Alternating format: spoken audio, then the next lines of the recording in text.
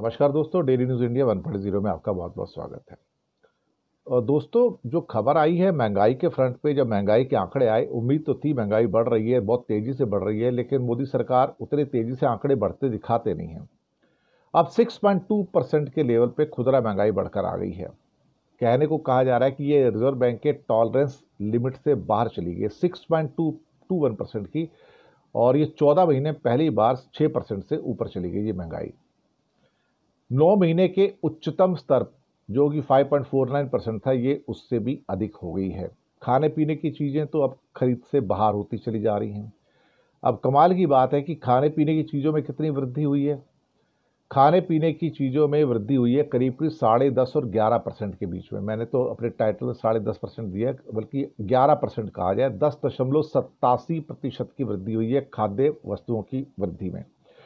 अब ये आप सोचिए कि इतनी ज़्यादा महंगाई है कि 11% अगर खाद्य पदार्थों की महंगाई थी, इसका मतलब है कि पहले अगर महंगाई 100 रुपये थी, तो अब खाद्य महंगाई, अब वही चीज़ 111 रुपये में आ रहा है।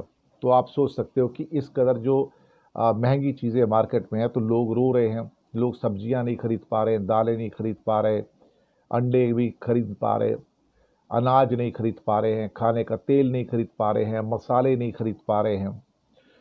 तो जो खाने पीने की चीज़ों में बहुत ज़बरदस्त वृद्धि हो गई है और 6.2% की महंगाई हो गई है। और ऐसे में कोई ये सोचे कि आरबीआई महंगाई की ब्याज दरों में कटौती करेगा तो मुश्किल है।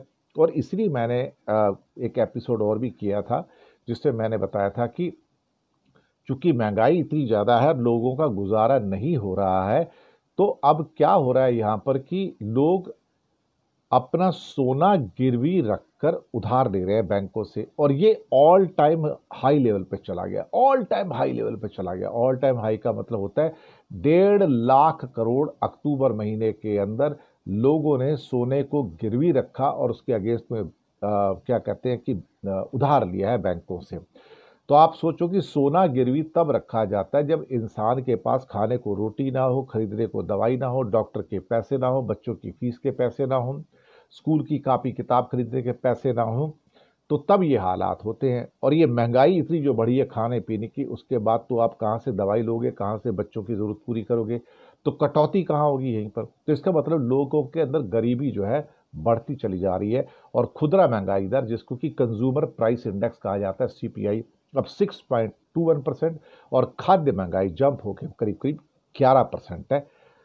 अब वैसे तो ये मुद्दा ही नहीं है, अब इस देश में महंगाई और बेरोजगारी के मुद्दे कभी बनते नहीं है, तो क्या कहूँ। लेकिन हमारा तो काम है ना, आप तक सूचना तो पहुँचाएं, ताकि किसी को तो पता लगे कि देश में कोई महंगाई वगैरह है या नहीं है। शुक्रिया आपका।